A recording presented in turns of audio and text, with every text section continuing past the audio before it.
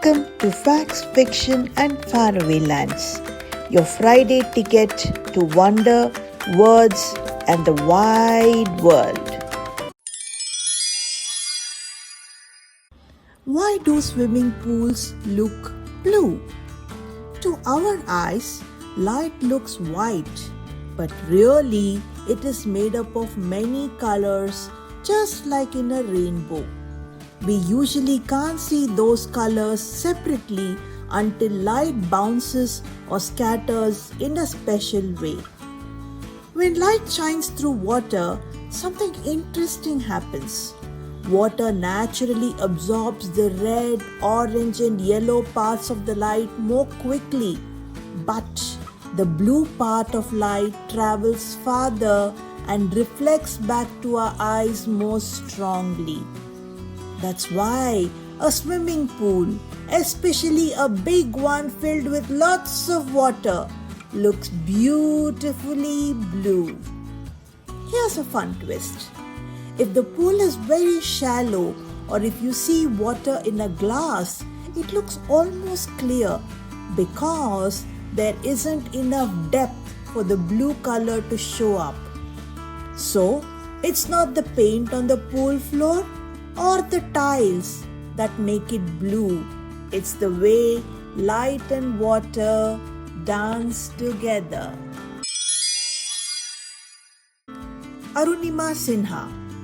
There was once a young woman named Arunima Sinha. She was full of life, energy and ambition. A national level volleyball player, she dreamed of wearing an Indian jersey and representing her country. Every practice session, every match was a step towards that dream. But one night changed everything. Arunima boarded a train for a sports event. The night was dark, the train clattered along, and passengers were dozing. Suddenly, a group of thieves entered her compartment.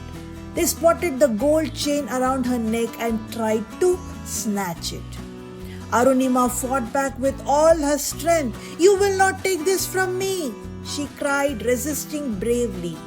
But the thieves were merciless. In a brutal moment, they shoved her out of the moving train. She crashed onto the tracks, and before she could move, another train came rushing from the opposite direction. Its wheel struck her leg. Alone in the darkness, she lay bleeding and broken. The night felt endless, her cries swallowed by the noise of passing trains. By morning, she was rushed to the hospital. Doctors fought to save her life. When she regained consciousness, she was told the shattering truth. To survive, one leg had to be amputated. Arunima's world collapsed. Volleyball, her passion and career, was gone in an instant. Most people in her situation would have lost hope, but not Arunima. She decided her life would not end in tragedy. If one dream was gone, she would create another, even bigger, even bolder. She made a promise to herself. "I will climb the Mount Everest." Everyone was stunned with an artificial leg. Impossible, some said. Others mocked her. Many pitied her. But Arunima paid no attention.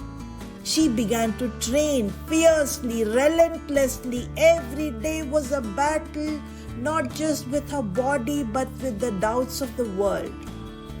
Climbing Everest was far harder than she imagined. The cold winds cut through her. The artificial leg slipped on icy slopes. Sometimes it even came off completely, sending her tumbling down. Her stumps bled. Her muscles ached. She fell again and again. But each time she pulled herself back up. Her spirit never wavered. "The mind has more power than the body," she told herself. "Once I have decided, nothing can stop me." And then, 2 years after her accident, she did the unthinkable. Arunima stood on the highest peak in the world, the Mount Everest. Against the backdrop of the endless sky, she planted the Indian flag firmly into the snow.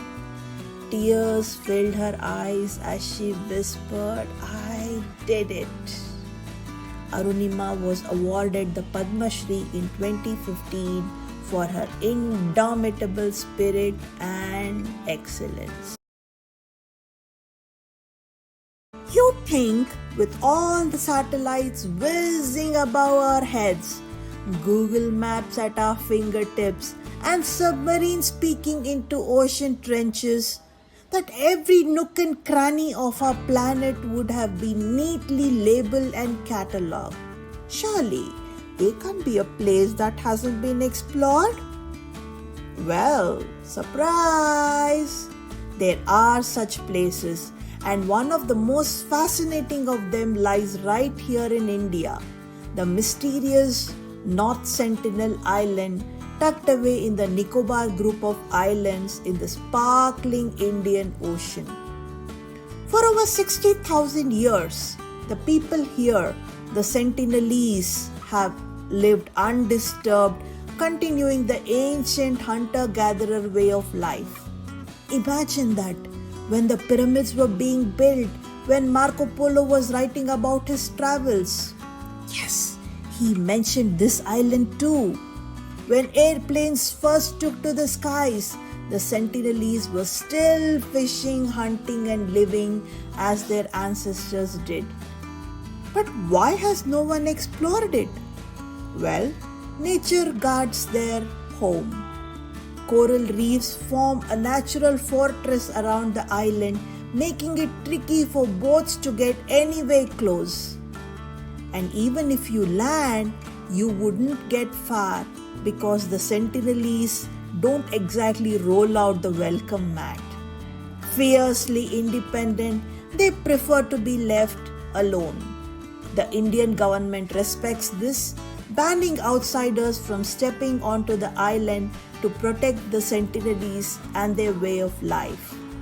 So, in a world where almost seems to be within reach, almost everything, North Sentinel Island remains like a storybook secret, a reminder that some mysteries are meant to stay untouched. Now, the word of the week. Let's learn a new word, woebegone. We spell it as WOEBEGONE.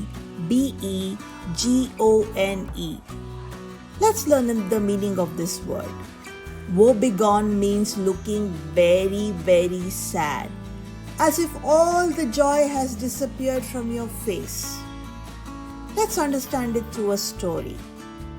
Maya's teddy bear slipped from her bag and fell into a muddy puddle. When she picked it up, its fur was soggy, its bow drooped, and its button eyes looked gloomy. "Oh, Teddy, you look so woebegone," said Maya, hugging it tight. She washed and dried it, and soon Teddy looked cheerful again, no longer woebegone. So, woebegone means sad, gloomy, unhappy. Bit of the week. Why was the math book so sad? Tick tock, tick tock, tick tock, tick tock, tick tock. Because it had too many problems. That wraps up another magical stop in facts, fiction, and faraway lands. Until next time, keep wondering. If you loved today's journey, don't forget to tap like, hit subscribe, and share it with your family and friends. Let's spread the magic of learning. Bye, Story Explorers. See you.